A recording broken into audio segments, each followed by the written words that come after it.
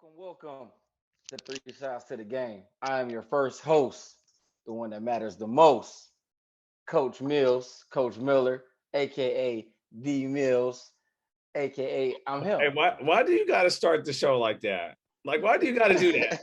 That just even L shook his head.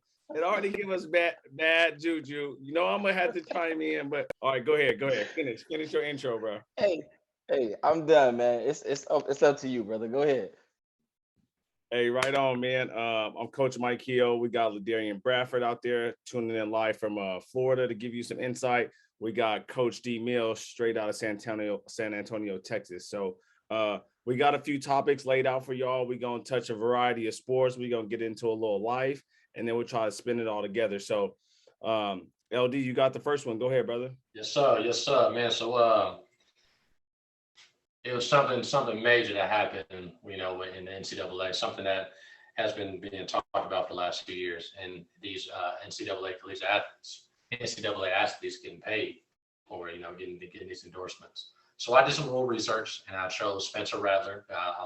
I'm not an OU fan, but I did live in Oklahoma for a couple of years, and I do like what they be doing out there. And on top of that, they're a Big 12 powerhouse. So why not start with something that a lot of people can relate to? Because everybody knows where University of Oklahoma is. So I'm going soon to be SEC powerhouse, man. You know they jump in shit, but hey, go ahead.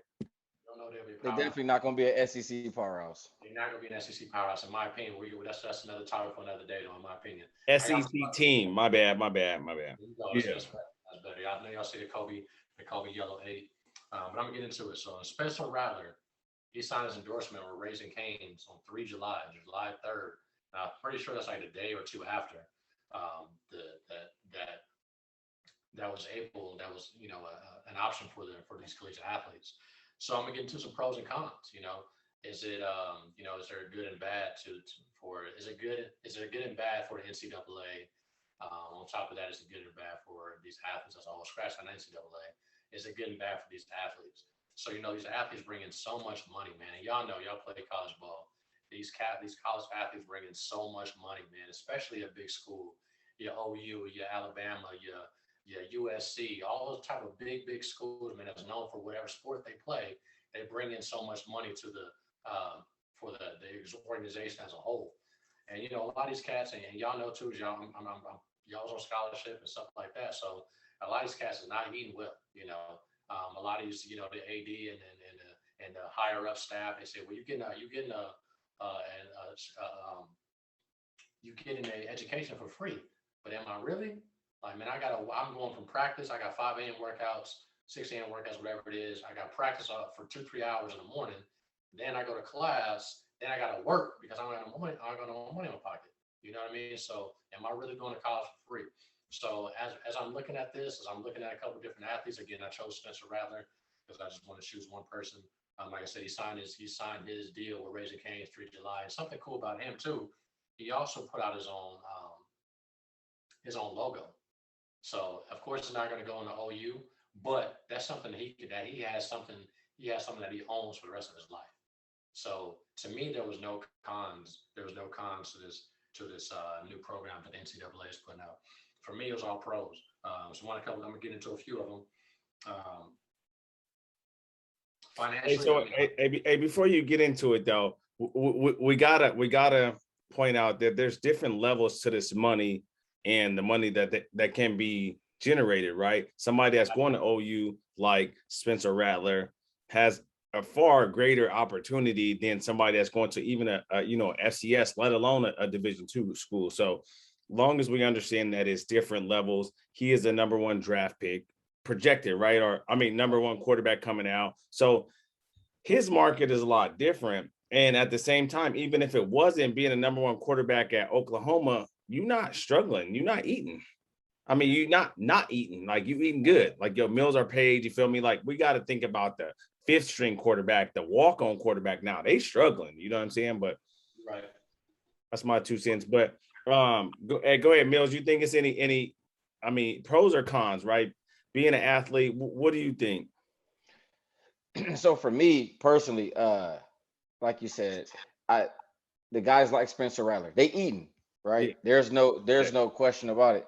but it's the guys that's at the bottom of the roster, right? So I started off at a Division I school, wound up transferring to a Division II school, and so the money would have been completely different, even though I went to school in Kentucky. However, I was one of those guys who I had my daughter when I was in college, right? So I had my daughter when I was 22 years old, playing football, running track, you know, and trying to take on a full load of school. So for me, I would have loved to have a deal like that because it would have been all pros for me. You know what I mean? Hey, absolutely. And I was the same age. I was about 23 when I had Amari, and I'm trying to figure it out and stressed out. You know what I mean? Right. And I was out in Oklahoma, like a smaller school in Oklahoma, but just trying to figure out the next move, right?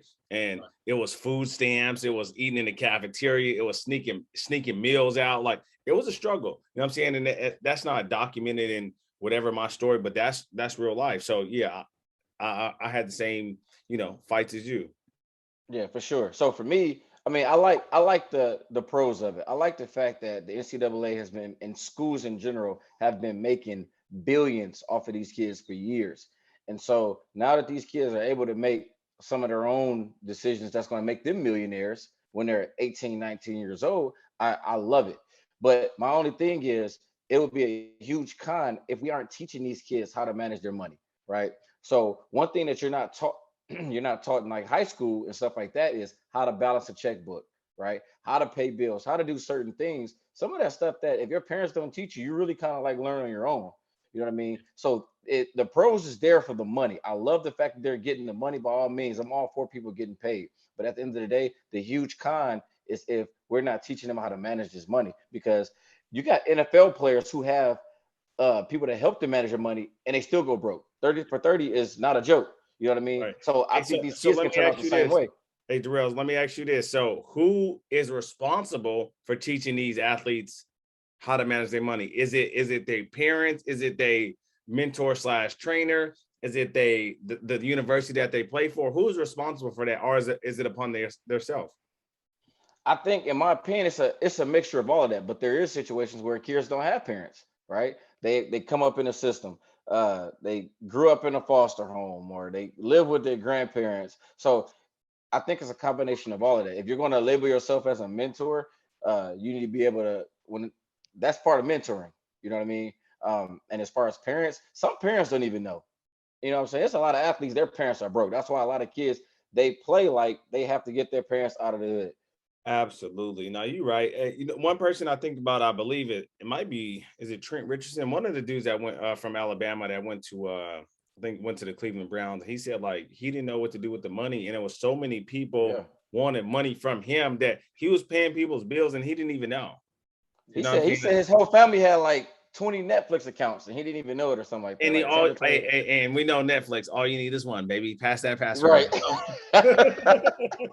Y'all brought up two good points. Y'all brought up two good points. One about how to financially, how to keep these cash financially stable. So you get these millions of dollars. That's something that's most people, 99% of the people in this country are never going to see $1 million. So for these people to get $1 million up front, I feel like it's like Mill said, it's a combination of all those people. Also, it got to be something upon the it got to be some responsibility placed upon that company that sponsors these people. Like, okay, I'm gonna give you these 2-3 million, but Right, right, right, right. you got to take this class, understand how to use that $2-3 million. You know what I mean? Another good thing, a really good one that y'all both brought up, man, was pressure. So the pressure of if I'm a D1 athlete and I got 20, 30 people dependent upon me, I'm not gonna want to stay 2, 3, 4 years in the league, or excuse me, I'm not gonna stay 3, 4 years in college. If the first opportunity I have to go to the league, I'm leaving, right? So I feel like ultimately Right. program that the NCAA is putting in place, it kind of gives that it relieves some of that pressure because, like you said, you're not go, oh, it's not 10, 15 Spencer Rattlers in the country right now, right? Right. So you're gonna have like that middle, that second or third string guy that may not necessarily be a first or second, third round NFL prospect, NBA prospect, whatever, until he is in his third or fourth year. So Right. that's more incentive to play to finish his academics and also get his degree, as well as he's still being able to take care of his family. He's still being able to take care of a lot of responsibilities he has placed upon him.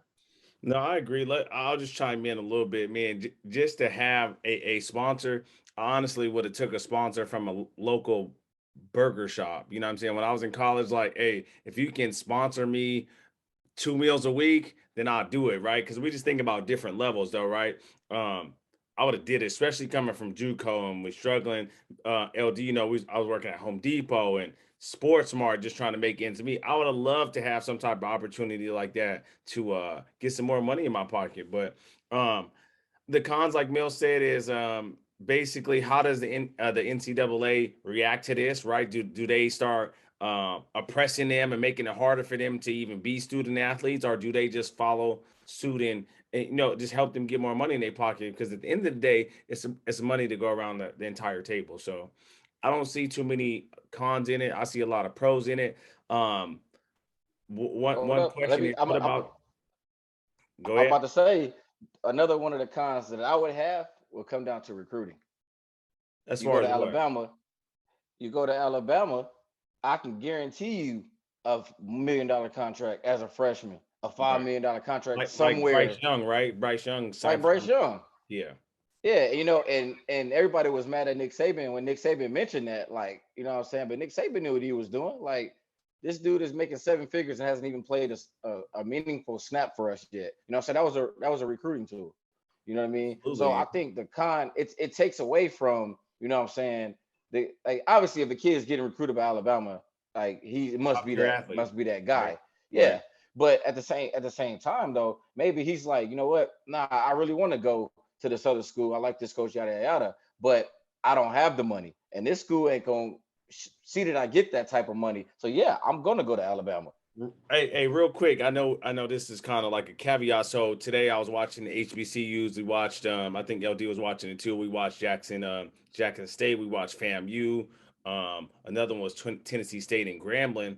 How does that affect these schools though? Right? That like they don't have the boosters or the backing to even do such a thing like this. I mean, yes, they can get smaller contracts, but this definitely puts a damper on going to HBCU.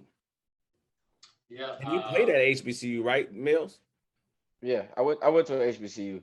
So I know that I mean, and that's real. You know what I mean? Not to cut you off, L, but like, you know what I mean, if a kid has an opportunity to go to a lower FCS, or you know what I'm saying, or whatever, because they know that the money is going to be there for them, then why would you go to an HBCU? Like, in a sense, now everybody goes to school for Right. different reasons. Yeah, no, Some I people get want to go it, to but we just HBCUs. talking. Yeah, But yeah. So in that sense, it's like, why would I go over here and I'm not going to get anything over here? I can go over here and make $500,000 in the next 4 years that I would probably never see in my life. You know what I mean? facts, So that's facts. that's the that's another big con, like, for me. It's recruiting. All good, man. I didn't think, Go ahead, L. You want to chime in? guys, real quick, a couple seconds. I didn't really think about the. That's a good point you brought up, Mills, about the recruiting tool. So you're looking at it, your big Power Five type schools. They already got the recruiting because, like, hey man, uh, you come to Bama, you play, you might redshirt, you might sit for 2 3 years. You play 1 year, you go into the league, right? But on Facts. top of that, you still be getting paid because you're an Alabama. You're an Alabama top guy. Now you may be sitting behind two or three other top guys. However, you are still a top guy because you are Mr. Football. You are Player of the Year or whatever. Absolutely. But you got to sit behind. You sit behind two other Player of the Years because you have them. You got a powerhouse. You know what I mean? Facts. So Facts. yes, now if I'm Nick Saban, I'm like, look, man, hey, you might have to sit behind the Under Armour Player of the Year, Gatorade Player of the Year, but you still gonna make 100, $200,000 a year off this endorsement simply because you go to Alabama. And on top of Absolutely, that, after that, you man. go into the league. I agree with you. Hey, L, that was a great topic. L Laderi, I call him L, we call him LD, we call him Sergeant Bradford, brought that topic to the table. So we appreciate that. One thing we don't caveat to, we just gonna get a little quick hit from our sponsors. One of our sponsors for this show is Fourth Quarter Pressure and D Mills. Go ahead and give a little synopsis about your nonprofit. All right, fourth quarter pressure. You see it. More than a brand. New shirts dropping September 23rd. Fourth quarter pressure is a company that I started 2 years ago. It's pretty much just giving back to the community. I'm big on helping people, so that was the reason that I started the organization, and then that kind of spun off into starting my own 7-on-7 football team, traveling 7-on-7 team. We made it all the way to the Nationals this year in Tampa within our first year. So just trying to help kids get recruited, help kids get seen, get some exposure, and ultimately get into college. And that's fourth quarter Absolutely, man. pressure. Thank you. Thank you. I appreciate it. So, Mills, this is your topic. Obviously, I got the Cam Newton jersey on because I'm a Cam Newton fan. He's a top 5 of my quarterback favorites. So, got to show some respect to him. Go, hey, tag him in this post. You know what I'm saying? Go ahead and see this Cam. I was rocking with you, Mike. Hey, Mills, go ahead and hit us with your question, man. So my next topic that I wanted to touch on, man, and it's kind of controversial, but it's not. It's the black quarterback in the NFL. I'm just gonna say it Or like it is it is. the Vax quarterback, right? Which one is it? The Vax quarterback in the NFL, the Vax player in the NFL. You heard what Urban Meyer said the other day. What But did he anyway, say? I didn't hear him. What did he so say? so they were pretty much saying like he talked about the people that was getting cut that weren't the Vax that made that decision a whole lot easier. To cut the players that weren't vaccinated. I'll send you that link when we get done. All right. But I want to compare the Cam Newton situation to the Tyrod Taylor situation. All right. Okay. So everybody knows if you keep up with football, Cam Newton got sent home for about 5 days for like taking the wrong COVID test or whatever. How do you take They were the trying wrong to COVID test? So my Talk about understanding that is first. right. So my understanding is either the NFL has like a certain test that they have the players taking or something, but whatever happened, he wound up being sent home for 5 days during camp, which pretty much paved the way for Mac Jones to be in the building every day, right? So Mac Jones is there, you send Cam home, then Cam gets cut. Now we talked about it. I thought that Cam was going to make it to at least week 4 before they decided to pull the trigger on Cam, in my opinion, because I saw the writing on the wall. When they sent Cam home, I'm like, his days is numbered. I didn't think that he would get cut. You know what I'm saying? So and I want to compare that to Tyrod Taylor. Everybody knows what happened with Justin Herbert and Tyrod Taylor last year. Tyrod What Taylor happened? No, everybody don't know. so okay, Let's just so if quick you don't, insight real quick. so if you don't know, Tyrod Taylor went to camp as pretty much the starting quarterback once Phillip QB1. Rivers was gone, QB1, right? And then they had a situation where his lungs or kidneys or something got punctured, and so you throw in your rookie quarterback Justin Herbert, who takes over, right? Wait, so wait, whoa. Don't oversight that. The team doctor for the San Doctor, Diego I'm sorry. Chargers punctured his lung while giving him like some type of painkiller. So it wasn't just a Correct. random, but go ahead. Yeah. Yeah. So thank you for that. So the team doctor did it, right? And this is supposed to be this is a $1 billion organization. You don't make mistakes like that for your $1 million quarterback. You know what I'm saying? Or $1 million players at all. So he gets hurt. You draft Justin Herbert. Everybody like, oh, Justin Herbert, he was good coming out of Oregon. He's gonna be the man. He's gonna be the man. But at the same time, you had like Tyrod Taylor has proven himself. You know, so especially when he was with the Bills. He always get did dirty though. Yeah, always. But then that happens. And then Justin Herbert gets here. Tyrod Taylor's gone now. He's in Houston, right? So then saying fast forward to this year, you got Cam. Everybody Cam QB1, right? Even though you can say whatever you want about Cam, he's been having some injuries since the Super Bowl and blah, blah, blah. But he was QB1 at the bottom line. Absolutely. Right. And then you get Mac Jones. You send Cam home for 5 days. Cam comes back, finish out preseason. Cam gets cut. Doesn't make the 53. Right. So this is my thing though. I mean, Patriots got their own Patriot way of doing things, right? So was Matt Jones that much better than Cam Newton, which I doubt. I ain't saying that he wasn't good, but Cam Newton has NFL experience, right? He has been NFL MVP. He has went to the Super Bowl. Yes, he's had injuries. Don't get me wrong, right? And that hampered his throwing, his accuracy or whatnot. But so you tell me he couldn't stay on the roster? Like you felt like you should cut him? Like I don't know if it was a money issue, like if it was a deadline to pay him the money, if they paid him up front, but that was strange to me though. It was strange. It was strange in a lot of ways, man. First of all, Cam, what they got 3 games now? Cam probably didn't play the first game, probably played with 1 series, right? Right. So he threw the ball 10, 20 times over the period of 2 games. Yeah. You know what I mean? So is Mac Jones that much better than Cam to cut him? In my opinion, no. Because Cam in a lot of ways, I mean, not in a lot of, in every way, he's more proven than Mac Jones. Well, Mac Jones against a Right. good quarterback, of course, he's more of a Belichick type guy. He's a pocket passer. He's not gonna do anything crazy. Hey, He's but a look though, Belichick type guy, but ain't Josh Daniels the offensive coordinator who wanted a mobile quarterback, Yeah, right? so now if you say now you bring that up, now we pushing towards a way where it's like, is it a Josh Daniels versus a Belichick type thing? Because Belichick may want a certain way, but Josh Daniels like, no, we got to progress. We got to keep up with the rest of the league, and what the rest of the league has, a lot of these good Kansas City, Buffalo, Right. uh, they got mobile quarterbacks that can hold Absolutely. their arm. So is it a thing of between them two? Is it a rip between them two? I don't know. But Josh Daniels been doing OC. He's been an OC there for quite some time. Belichick has been the HC for quite some time. Yes. It's gonna be kind of you can't replace Tom Brady.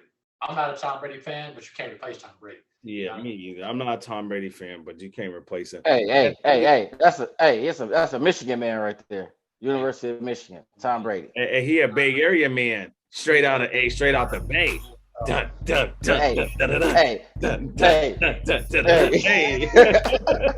Ain't going that The- now. Straight out the Bay though. But no, I feel you. But hey, my 2 cents is Cam Newton he should get picked up. He is better than 32 quarterbacks in the NFL. That's what he said in his statement. Don't worry about me. I'm good, but I know I'm better than 32 other 32 other quarterbacks, and that I agree. I don't know where he's gonna sign to, but he'll sign somewhere relatively soon, and he'll still be playing in the NFL. His days aren't over. That's how I feel. you think he comes in as a starter somewhere, like competing for a spot, or is he really coming in as a backup?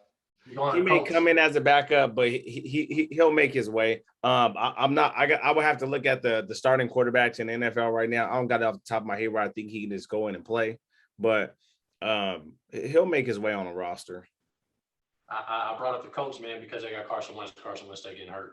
So But that's the first thing yeah, Carson Wentz stay getting hurt. You know, I was you're just thinking right. about Philip Rivers trying to come out of retirement, but I didn't see too much out of other than that, like a rumor type thing. But Hey, who's the starting quarterback in Denver? so What you call it from Louisville, Bridgewater, Teddy Oh, Bridgewater. Bridgewater's one Teddy of them. Bridgewater. Okay. Well, he gonna have some opportunity somewhere. I will really have to look at. We can talk about that on the Hey, next New show. Orleans. Hey, eat them. What did he say? Oh, clown, James Winston. I'm about to eat these W's. That dude has the worst pump it up talk, whatever you call it, prep talk ever. I'm not sold on him. The fact that he threw all them interceptions, like, yeah, that's not it. Yeah, But He was the trying to make Saints may know. But I guess we have to get into it, man. I mean, I don't want to get into the vax versus anti-vax, but nah. I don't know. Does that play a part in him getting cut? We don't even know if Cam is vaxxed or not. You feel me? And that seems like it might be a secret talk amongst teams. We don't know. You know what I'm saying? But Right. I guess we'll find out at a later date. And We want to shout out our next sponsor and its founder, CEO, brand ambassador, all of that, Coach Mike Hill. Tell us a little bit about your company that sponsors Three Shots to the Game, sir. so Youth Impact Group was designed to give young men a free space to express their feelings, deal with their emotions, and at the same time provide mentorship to them, to be role models and a shining light in a dark space. This is caveated into Coach Mike Hill SF, which will be sponsoring young student athletes to attend camps, exposure events, traveling to different games and meeting coaches to get an opportunity to play at the next level. So thank y'all, man. I'm glad to be a part of this, and we appreciate being able to sponsor this segment. And we appreciate our sponsors, man, and everything that they do for us. We're going to go on to our next topic. Our next topic is going to be with one of our hosts, Coach Mike Hill. And it's going to deal with our professions. You know, me myself, I'm a firefighter and I'm a father. You got LD, he's in the military, he's a father, and then you have Mike, he's a police officer / coach, and he's a father as well. Mike. Absolutely, man. So, it's rare to see young Black men in these type of professions, right? We got police, we got fire, we got military, we got my co-host right here. So just a couple questions. I wanted to start off with Ladarian LD. Like, you started in the military at a young age, right? Like, what age did you start? Did you join the Air Force? So I joined the Air Force when I was 22. I was 22, so that's relatively still young. Most people join the military between the age range of 18 to 25.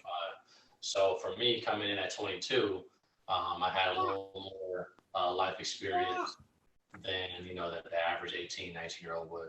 And it's nothing that was too far, too more, not too much far, too much more advanced than they were. But there's a lot of things that I had gone through. I was working, I was going to school, still chasing the hoop dream and stuff like that. So there's a lot of things that I was trying to deal with, and prior to the Air Force. So ultimately, man, I joined because I wanted to travel, I wanted to get school paid for, and I wanted to do things kind of my own way and kind of take a step in the direction that I wanted to get to without relying on a whole bunch of people. So, like I said, I joined when I was 22, December 2009. I've now been in, it'll be 12 years in this December. And ultimately, man, it's been a really good decision. We lived in a different country, or three different countries. Been all over the greater 50 states. Been all through there. I live in Florida now, and it's been good, man. With anything, it has its ups and downs. So when I first came in, I was what's called security forces. I was military police for about 5.5, 6 years. I didn't really like that because just the lifestyle was a lot different. Really long days, first responder type stuff. So really long days, kind of get treated like children to an extent. And ultimately, was just getting tired of that, man. So as soon as I was able to retrain, aka apply for a new career field, I did that, man. It's been day and night since. My duty gear when I was military for the security forces was, bag, my vest, dual armed.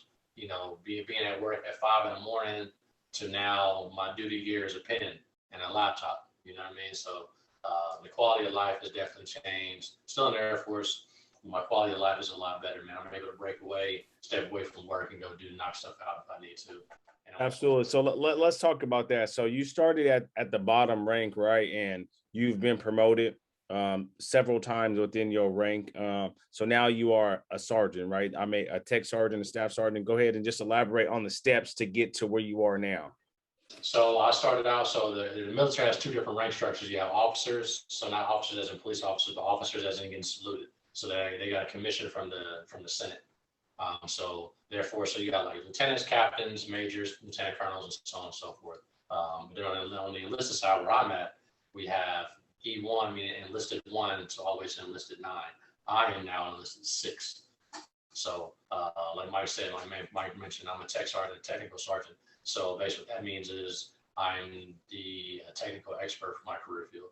So you ask me a question, I'm either going to know it or I'm going to know where to look. So that's kind of what's expected.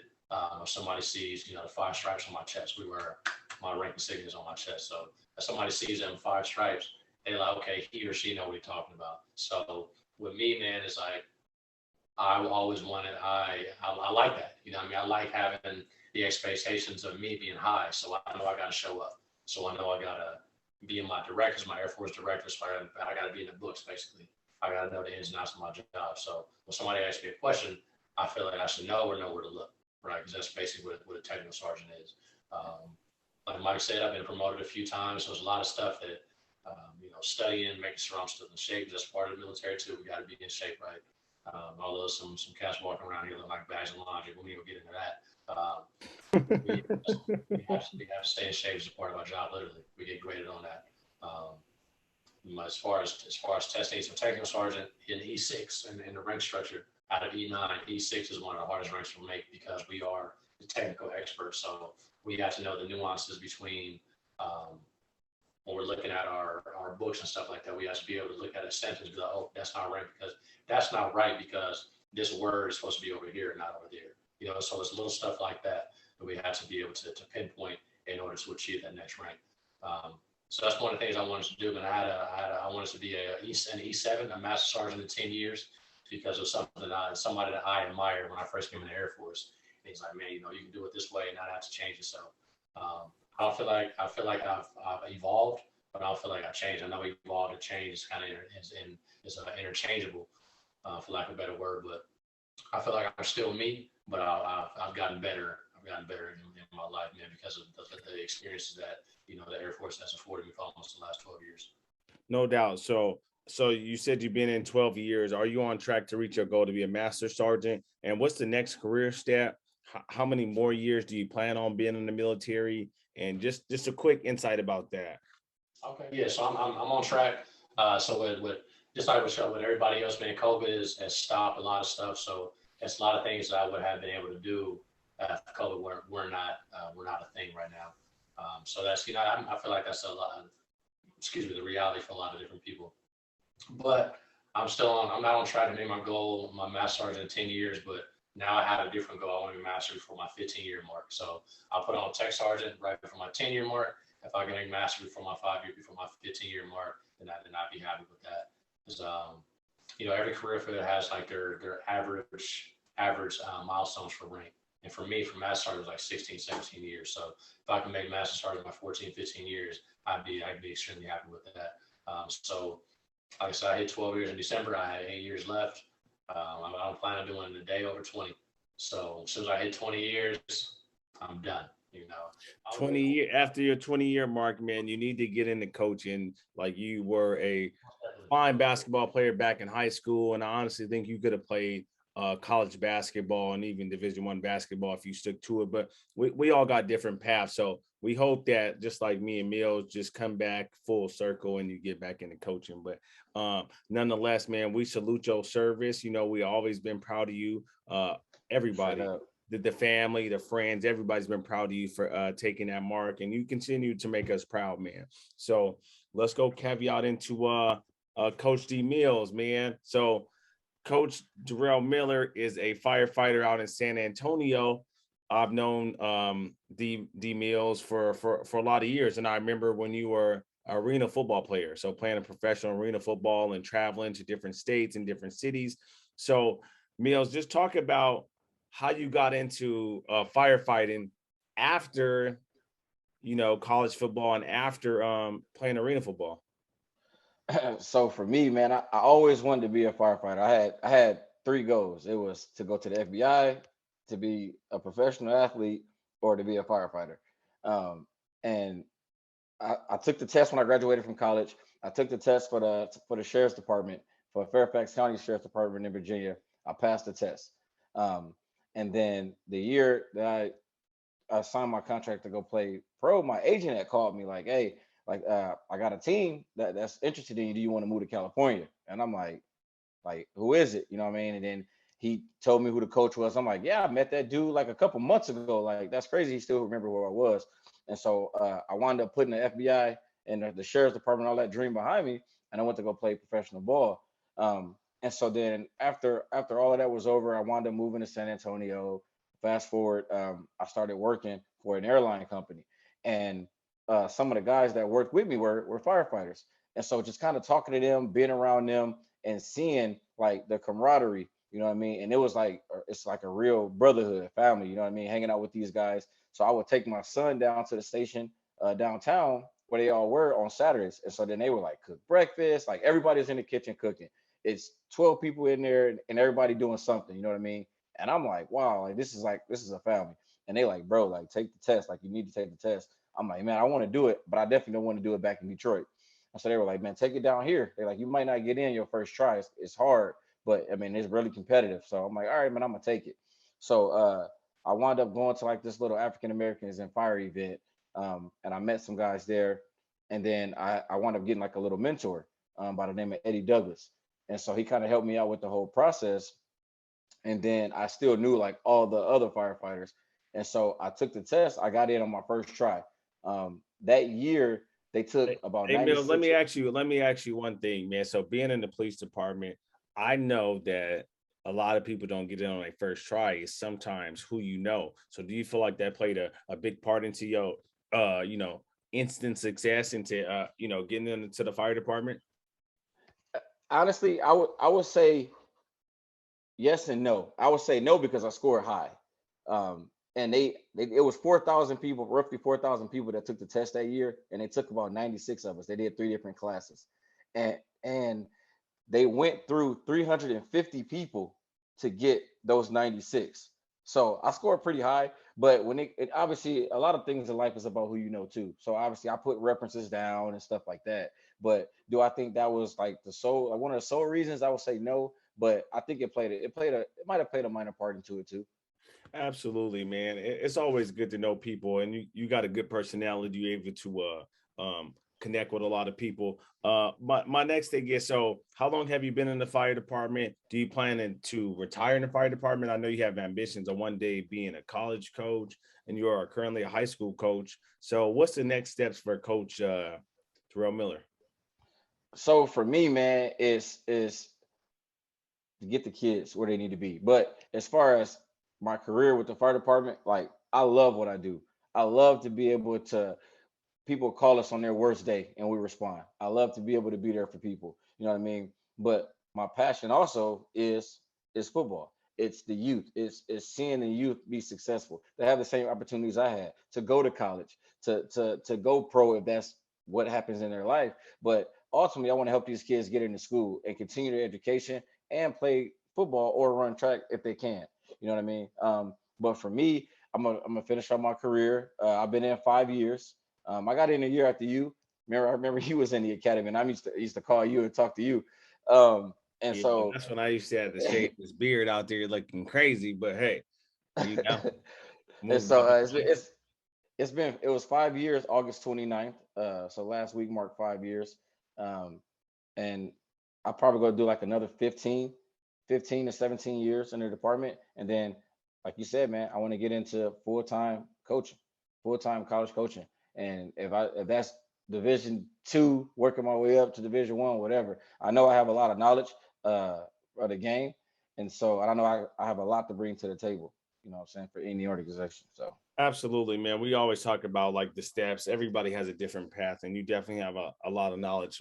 Myself being an offensive coordinator, I do lean on you to advice at times. So you definitely have knowledge, and I think you'll go, extremely far in this coaching field when it's your time. So um the last one, I guess it's about me. So I got to talk about myself and just being a police officer and kind of why I got into it and what I do it for now and just the transition. So like Darrell said, I got into it about 6 years ago, and I kind of just got approached by my former college coach who told me that he had an opportunity for me to make a change. At the time, I had a well-paying job, and I had no ambitions of being a police officer. But when somebody helps you get so far in life, as Coach Rush did, you got to kind of like just kind of believe in it and give them a chance too. So that's what I did.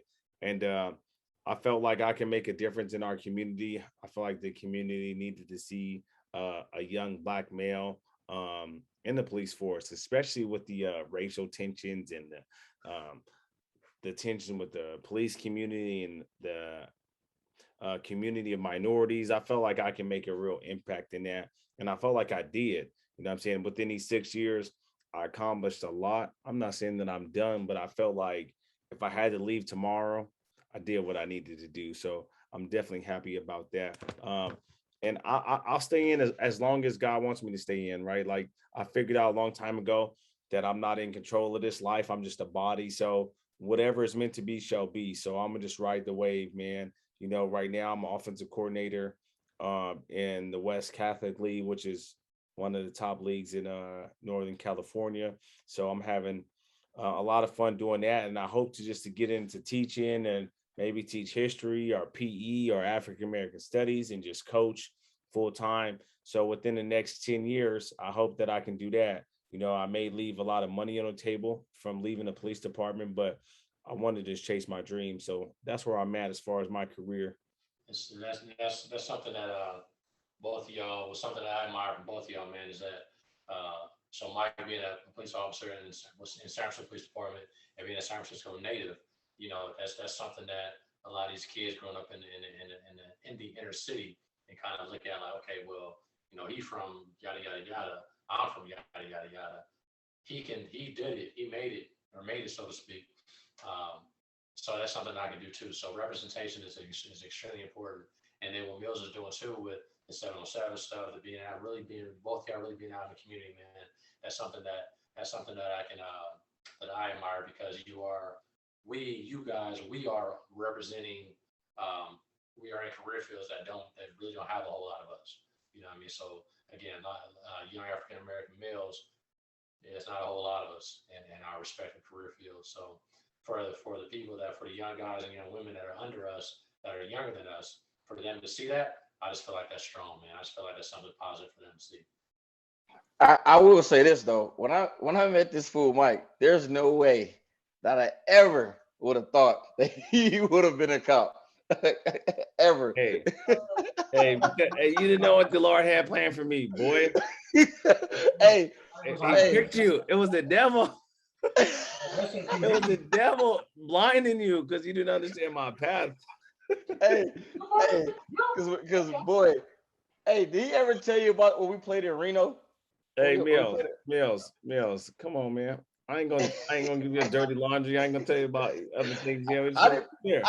I wasn't even. I just asked Eddie a question. Did he ever tell you about when we played in Reno? We have a group chat. You can just ask him in the group chat. You want to put it all on the whatchamacallit. And you know people gonna chime in, but at the same time, man, hey, things that I think about like at younger.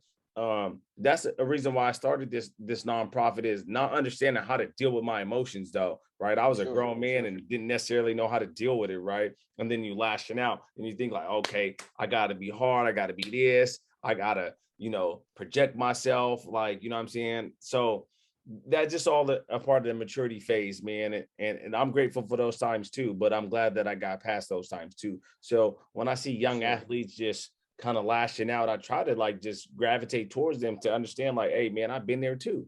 Right. Right. It happens, but it was a learning experience and that was a wild time, but it was a fun time too, though. Most definitely, man. I mean, and growing up in the inner city of Detroit, stuff like that, like, trust me, I feel you know, and like you said, once we were able to kind of get a hold and control of our emotions and stuff like that, man, because especially like for me, man, like I handled everything on the field because why? On the football field, you can hit somebody without getting in trouble. You know what I mean? And so for me, that was my time to, if I had some anger and some aggression from all week of practice, game day was the day to let it out. You know what I mean? And we have to and that's everybody, man, men and women. We have to be able to control our emotions because once you can control your emotions, the way you think, the way you feel, like man, you can control your life. You know what I'm What saying? In a about, sense. but yeah, I agree with you. But what about just understanding your emotions, though? You know what I'm saying? Th- Like that that's too. different too. Like accepting it, like it's okay to be mad. It's okay to be, even if you're depressed or whatever, it's okay to feel like that. But this is how you handle those situations, though. But uh, we definitely like. I mean, I work through my problems every day, man. I'm not perfect. Some people think like, oh, you perfect, you got it all made. Like, man, I'm dealing with problems every single day, right? You know what I'm saying? Like adversity, ups and downs, depression, anxiety, happiness, like it's just all there. And that's real life. And people are gonna admit it and some people ain't. But I'm glad Yeah, for that sure. we can admit those things, especially amongst ourselves. And I hope that the younger ones and even the older people can do the same. Nah, I agree, man. Like, and so, like you said, like understanding, right? You know, every the big thing now is like the mental health and the mental health awareness and stuff like that. And I don't think too many. I don't think too many people really take that serious. You know what I mean? Because they look at it and like, I'm all right. Oh, that makes me weak. I don't have to talk to nobody about it and stuff like that. Like people ask me all the time, like, you see a lot in the fire department, you know what I'm saying? And they like, what's the craziest thing you ever seen? And I'm like, well, that's subjective because I mean, you know what I'm saying? That can be anything, you know. But they're like, well, how do you deal with it? And I'm like, well, I talk to people about it. Like I talk to y'all every day, you know what I'm saying? And I talk to people at my job about it, you know what I'm saying? So that's how I deal with it, you know. And so everybody deals with things differently, you know what I'm saying? And some people like they go to the military, they go overseas and PTSD, yada yada yada. And everybody has their own PTSDs. But I think, like you said, if you can understand where your emotions and your feelings are coming from, I think that's huge. You know what I mean? So that's just my 2 cents on that. Absolutely. Go One ahead. last. Go ahead, yo. You say that when you get control of your emotions, man, there's so many people, and I know y'all know people too, man. I know people that sit down or no longer with us, man, because they made a snap decision because they didn't understand their triggers. You know what I mean? So one thing that I learned as a young man was like, if I know that a certain thing, a certain word, a certain vibe, a certain actions go like piss me off and it's like set me off, I'm gonna avoid that. You know what I mean? I'm not gonna go to that specific function because I know there's gonna be some BS going on over there. I'd rather go here where it's maybe a different type of crowd. Maybe the music may not be my liking, but it's gonna be a cool vibe, and I got to worry about getting into it with nobody that could ultimately lead to to death. Honestly, you know what I mean? And we not even being far fetched when we say death because a lot of stuff that happened in those inner city spots, you get into it with somebody on a Monday, he's looking for you for the rest of the week. He might see you at that spot again on Saturday, and he's shooting at you. And that's a real deal. So to understand your triggers, to understand like what you will not put up with, what you will not tolerate, that's imperative, man, to your development. That's imperative to your health, man, and health in all different ways, man. To understand, to really get that understanding of yourself. And a lot of times that don't happen. Sometimes it happens when it's too late. Sometimes it happens right in the nick of time. Like, man, or we all make jokes, but man, back in the day, I would have did woo woo. But now it's different. Your priorities change. Your understanding of yourself changes, man. You ultimately develop from that. We get older, we get wiser. Hey, but I'm glad that we able to chime in on these things and y'all, kept it real. That I think that's one great thing is if you can keep it real though. Like at this point, we in our 30s, like we don't have to impress anybody. It's okay to keep Right. Some people gonna gravitate to you, some people ain't gonna like you, and that's just is what it is. But thank y'all. Hey, just the last bonus topic, man. We kind of added this in late. There was a lot of upsets this weekend in college football, right? I listed maybe about like 3 that I want to talk about, and then we also got the 4th one, which Coach Darrell Miller was at. So my first one is Eastern Washington beat UNLV, and Mills texted me the other day is that really an upset, right? Because Eastern Washington was what maybe they was projected to win or they was -2 to win. So is that an upset? Does that matter? A FCS school, that a top FCS school beat UNLV, who was a lower FBS school. So, like again, I asked the same question. I mean, is it really an upset? I know, and the reason that I asked that question is because UNLV, they just hired their coach last year. His first season was during the COVID year, right? And so you could kind of recruit during that COVID year, right? But they wasn't really able to do what they're able to do this year.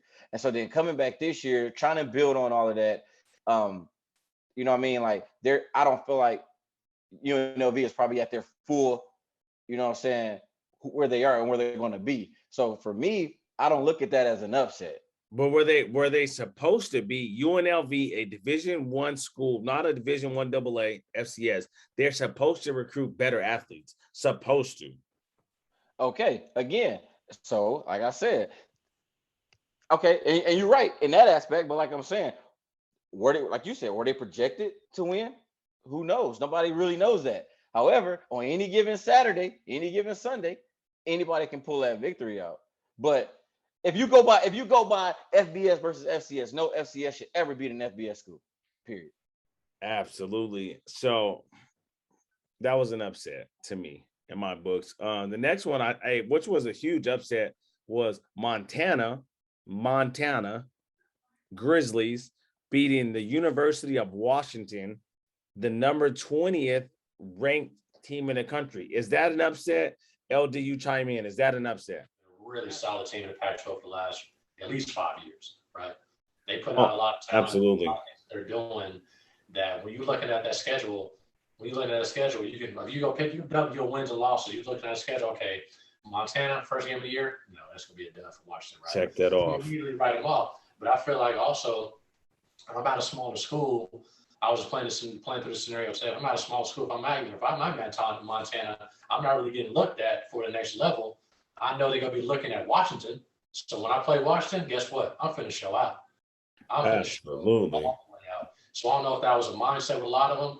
Obviously, I feel like it kind of was because they won. So it's a lot of dogs in the FCS, and we talk about it all the time. And it's a lot of dogs in the FCS, man. They got overlooked for whatever reason, and now they're in the FCS versus supposed to be in, where they feel like they're a Division I player. And a lot of times, not too much of a drop off. However, the number 20 team in the nation should not be losing to Montana. Absolutely not. Absolutely. That was a huge upset. Just some quick facts. So Washington played Montana back in 2017, and they blew out Montana 63-17. That was the last time that they faced each other. And another quick fact is when we're talking about money, the University of Washington paid Montana $675,000 just to play, and they didn't get their ass whooped, but they lost. So you paid this team $675,000 and you lost to them. So this was an upset on the field and in the books, and it's embarrassing. And my question for y'all is, can Washington bounce back after this loss and win the Pac-12 conference? Go ahead, Mills. So, yes, they can bounce back, right? They just got to get back to the drawing board. They got to get back to looking at what they did right, what they did wrong, obviously. And you can have possibility where guys were taking this team lightly, right? But can they win the Pac-12? After going to that UCLA LSU game last night, I got UCLA winning that Pac-12. Okay, and LD, can Washington bounce back and win the Pac-12, or are their days done? You just lost to Montana. I would say that their days are done because it's like Mills kind of mentioned, it's their first game of the season. Now, if it comes between a tie between University of Washington and somebody else, if I'm the committee and I'm looking at it like you lost to who? Montana? Whereas, so just say we use UCLA. UCLA lost to Washington State or USC, a reputable Pac-12 team. That's going to hold more weight losing to one of those teams than it is losing to Washington, or losing to Montana. So in that sense, can they win a Pac-12? Yes, still, but they got to run a table. They can't lose to anybody else in Pac-12. Right. You're right. They definitely got to run the table.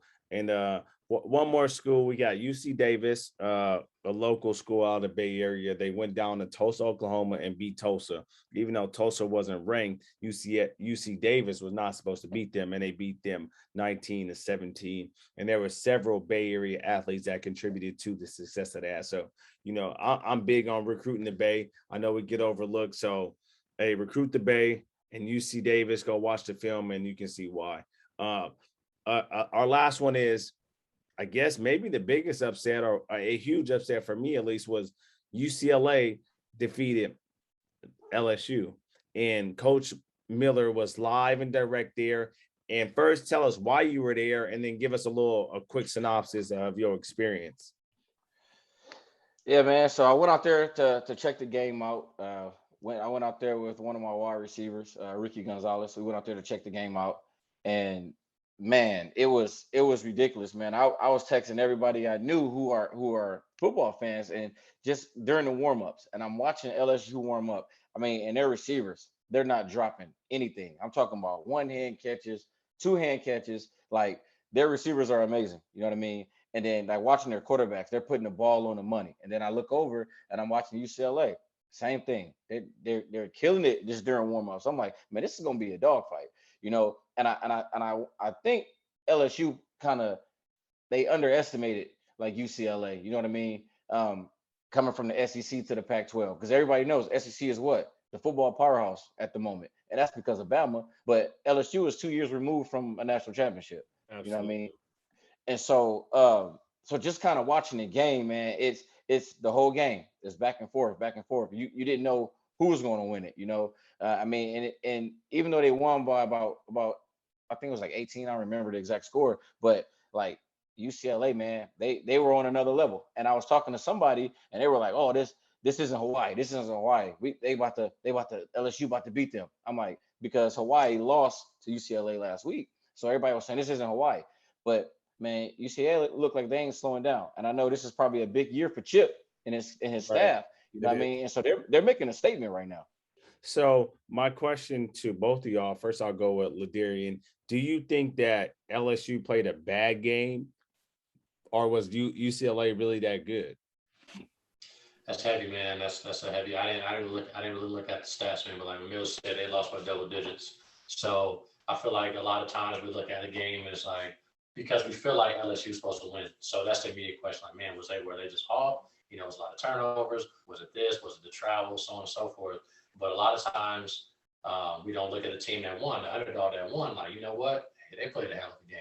They played a hell of a game. So you got to give credit where credit is due. So like, so I haven't looked at the stats, but I know looking at some of the highlights, man, UCLA looked good. They looked like they was ready. They looked like they was ready, man. And I know the coach did like some little trolling. Like LSU coach did like some little bit of trolling before the Yeah, game. he did with the It's sissy all blue or something. Right. I think UCLA That came back to bite him. I'm a shit talker, but sometimes they come back to bite you. So hey, we wrapping down on this. So is UCLA for real or not? Yes or no? D Mills, is they for real? They for real. Okay, They the real deal. We're gonna have to see. And just to round up these last upsets, we had South Dakota State. They beat Colorado State 42-23. Holy Cross put a whooping on UConn 38-28. And East Tennessee State put a slapping on Vandy from the SEC 23-3. So that's the upsets for the day. We're gonna go ahead and round this show out, man. I'm Coach Mike Hill. I'm so glad that y'all taking time to even listen to us and get an understanding of who we are as people. And I hope to see y'all next month on the next show, and we'll keep it live every time. Go ahead, D Mills.